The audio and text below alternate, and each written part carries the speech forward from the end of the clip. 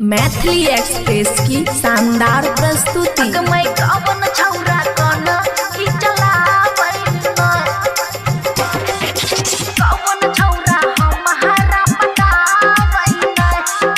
Music by DJ Guddu राज।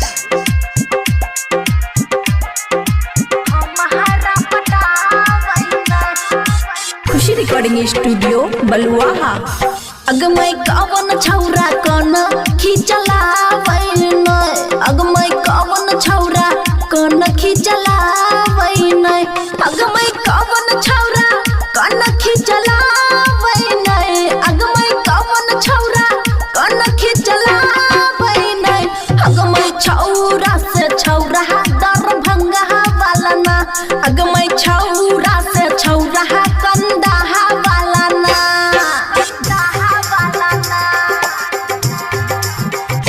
अगमय कवन छौरा हमारा पटावैन, अगमय कवन छौरा हमारा पटावैन, अगमय कवन छौरा हमरा पटावैन, अगमय कवन छौरा हमरा पटावैन, अगमय छौरा से छौरा कुहू से सर वाला ना, अगमय छौरा से छौरा सहरसा वाला ना। DJ Guddu Madhubani, DJ Guddu Madhubani. कवन छौरा हमारा पटावैन।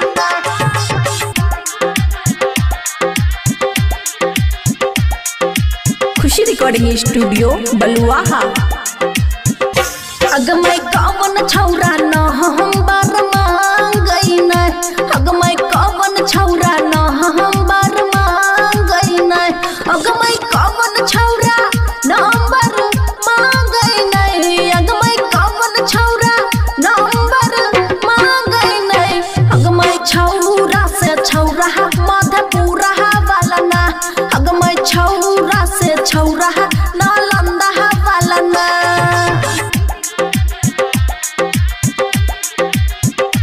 अगमय कवन छौरा न हम बर मांगैन।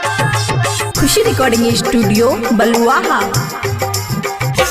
अगमय कवन छौरा सलह फीकी चैन, अगमय कवन छौरा सलह फीकी चैन, अगमय कवन छौरा सलफी खींचैन, अगमय कवन छौरा सलफी खींचैन, अगमय छौरा से छौरा मधुबनी वाला ना, अगमय छौरा से छौरा सिपहल वाला ना।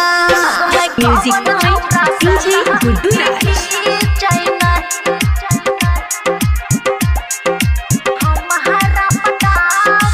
खुशी रिकॉर्डिंग स्टूडियो बलुआहा। अगमय कवन छौरा गंदा बात करैन, अगमय कवन छौरा गंदा बात करैन, अगमय कवन छौरा गंदा बात करैन, अगमय कवन छौरा गंदा बात करैन, अगमय छौरा से छौरा ई मई बिही वाला ना, अगमय छौरा से छौरा रहसलपुर वाला ना। खुशी रिकॉर्डिंग स्टूडियो बलुआहा।